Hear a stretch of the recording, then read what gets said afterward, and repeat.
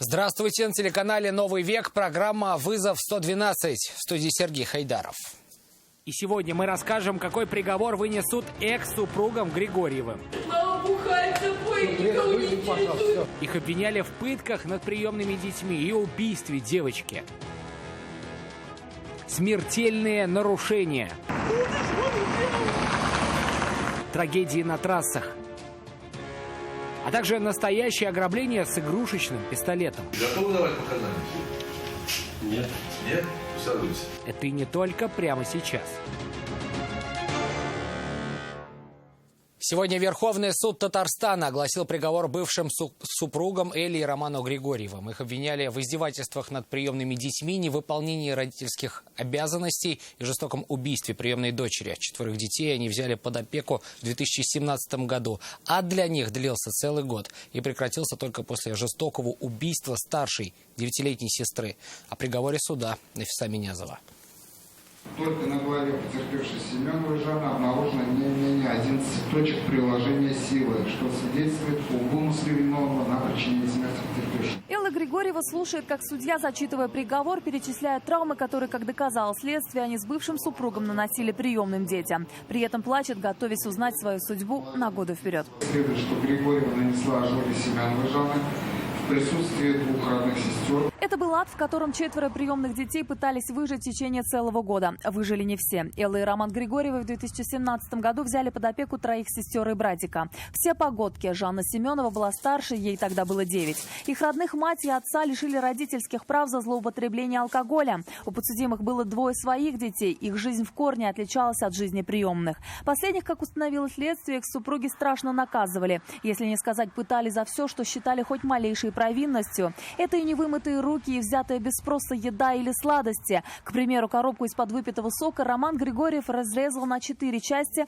и заставил детей ее съесть. Их, согласно уголовному делу, держали на цепи, избивали тростью, обливали кипятком. Все ужасы, через которые прошли дети, стали известны в августе 2018 года. Тогда во дворе их дома нашли тело старшей приемной девочки. На ее теле эксперты насчитали не менее 16 следов от ударов твердым тупым предметом. Смерть наступила в результате черепно-мозговой травмы. Эксперты заподозрили и возможное изнасилование девочки тупым предметом, но доказательств у следствия не хватило. После ареста Романа Элла Григорьева утверждала, что это не они тираны, а дети.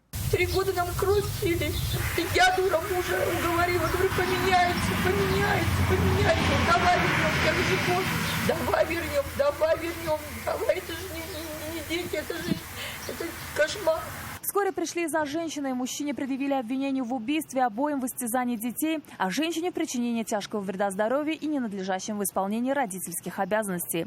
Родная мать восстановилась в правах и вернула своих детей. Она с ужасом вспоминала тот день, когда увидела их после долгой разлуки. Они просто вышли, я говорю, это не мои дети совсем. Ребенка привезли хранить, это не мой ребенок. Это просто скелет, обтянутый кожей. Как он ее пинал, как он ее кидал, это просто как мячик. И дети все это видели. Сегодня в Верховном суде бывшие супруги, слушая приговор, всячески пытались показать, что не согласны с ним.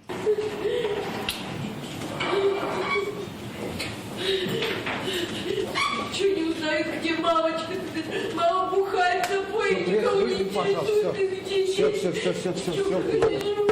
Присяжные уже признали их виновными. Задача суда – назначить наказание. К 19 годам колонии строгого режима приговорили главу семейства Романа Григорьева. Его бывшая жена проведет за колючей проволокой колонию общего режима 7 лет. В 2018 году к 1,5 годам лишения свободы условно приговорили и экс-главу отдела опеки и попечительства Алексеевского района Елену Сикалкину. Сейчас она уже наслаждается свободой. Нафиса Минязова, Константин Бушуев. Вызов 112.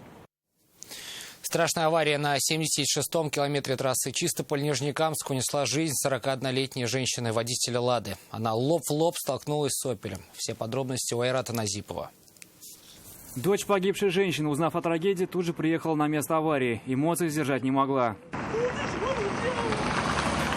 «Лада» и «Опель» столкнулись лоб в лоб на трассе рядом с селом Сухарево, недалеко от заправки. 41-летняя женщина, водитель отечественной машины, погибла на месте. Она ехала с пожилой матерью из Нижнекамска в сторону Чистополя. Водитель «Опеля» был в машине один. Мужчина рассказал, что «Лада» вдруг без причин выехала на встречную полосу. 65-летняя пассажирка, мать погибшей, при столкновении получила травму головы и ушибы, но оставалась в сознании до приезда медиков.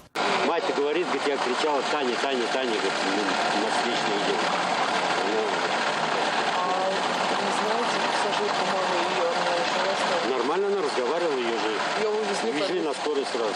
предварительной версии водитель «Лады» не выбрала безопасную скорость и выехала на встречную полосу. Была ли она в этот момент в сознании, предстоит выяснить следователям. Все участники дорожного происшествия были пристегнуты. У водителя «Опеля» сработали подушки безопасности. Это и спасло его от серьезных травм. Айрат Назипов, Светлана Шумкова, Фахри Исламов. Вызов 112.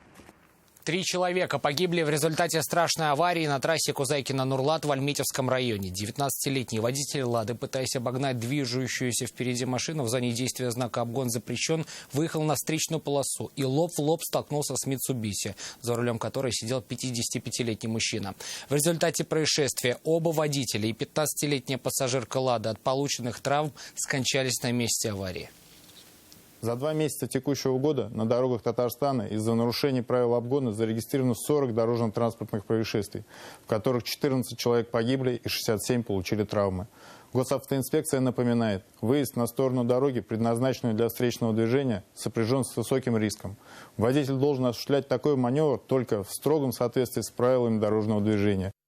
«Лада Гранта» опрокинулась на бок в результате крупной аварии на пересечении улиц Мусы Джалиля и Правобулачной. Ночью на перекрестке в отечественный автомобиль въехала Део Некси, водитель которой двигался на зеленый сигнал светофора. К месту происшествия стянулись сразу несколько карет скорой помощи. Обо всем по порядку. Айрат Назипов.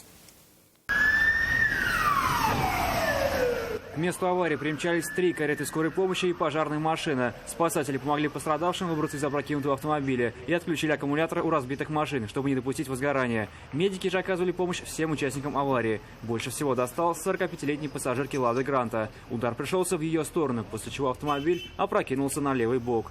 Что там пострадавшим, не знаете? Не знаю, Уже в больнице у пострадавшей диагностировали сотрясение головного мозга и сочетанную травму. Всем остальным оказали помощь на месте. 19-летний водитель Део Некси рассказал, что ехал по улице Правобулачная. На пересечении с улицы Муса Джалиля ему наперерез выехала «Лада Гранта». За ее рулем был 38-летний мужчина. Ехал на зеленый и внезапно просто в последний момент уже не видно ничего. Вылетает машина, я прям бочину, получается, ногу зажала. Со мной там друзья были, походу у них там ошибка. Водитель «Лады» рассказал свою версию произошедшего. У меня зеленый был, я повернул налево, вот сюда. Тут встал, посмотрел направо туда. Ну, как бы, фар никого не было. Там знаки стоят прямо направо только. Да, я знаю. Почему нарушили? Машин мало. Разворачиваться не хотелось. Степень вины каждого участника происшествия еще только предстоит установить. Она будет зависеть от тяжести травм, полученной пассажиркой «Лады». Айрат Назипов, Наиль Абдулин, вызов 112. Пистолет был игрушечный, но наказание может быть вполне реальным. Перед советским судом Казани предстал 47-летний Алексей Агеев. Он, как уверены следователи, в октябре минувшего года в поселке Дербышки напал на консультанта торговой точки. В руках был пистолет, который девушка приняла за настоящий. Испугавшись за свою жизнь, она отдала ему мобильный телефон. Подробности у Нафисы Минязовой. Готовы давать показания сегодня? Нет. Нет? Присаживайтесь. На скамье подсудимых он чувствует себя уже уверенно. Ему не впервые приходится отвечать за содеянное. Судим больше 10 раз. Последний раз был привлечен к уголовной ответственности в июле 2018 года к лишению свободы. В июле 2019 года наказание в виде лишения свободы было заменено на принудительные работы, от отбывания которых он уклонялся, в связи с чем был объявлен в розыск. Сдаваться мужчина не спешил, находясь в розыске, не боялся быть пойманным и зарабатывал на жизнь как мог. В тот день смог ограбить продавщицу. Торговая точка находится на одной из остановок общественного транспорта. В день преступления в октябре минувшего года здесь было так же светло и так же лютно. Но это не остановило злоумышленника. Он зашел в помещение и стал игрушечным пистолетом угрожать сотруднице. Испугавшись за свою жизнь и не поняв, что это не боевое оружие, она отдала ему мобильный телефон стоимостью 17 тысяч рублей. В момент ограбления, как рассказала пострадавшая, был сильно нетрезв, но смог убежать и скрыться, телефон продать, а деньги потратить. Но его вычислили и задержали. Вину он свою признал лишь частично. Действия Агеева квалифицированы органом предварительного расследования по части 2 статьи 162 УК РФ как разбой, то есть нападение в целях хищения чужого имущества, совершенное с угрозой применения насилия, опасного для жизни и здоровья, с применением предмета, используемого в качестве оружия. Сегодня слушание дела отложили до 15 апреля. Тогда планируют допросить самого подсудимого. Если его вина будет доказана, ему грозит провести за решеткой до 10 лет. Нафиса Минязова, Константин Бушуев. Вызов 112. Это все, о чем мы успели вам рассказать. В студии был Сергей Хайдаров. До встречи и не бросайте вызов судьбе. Вдруг она его примет.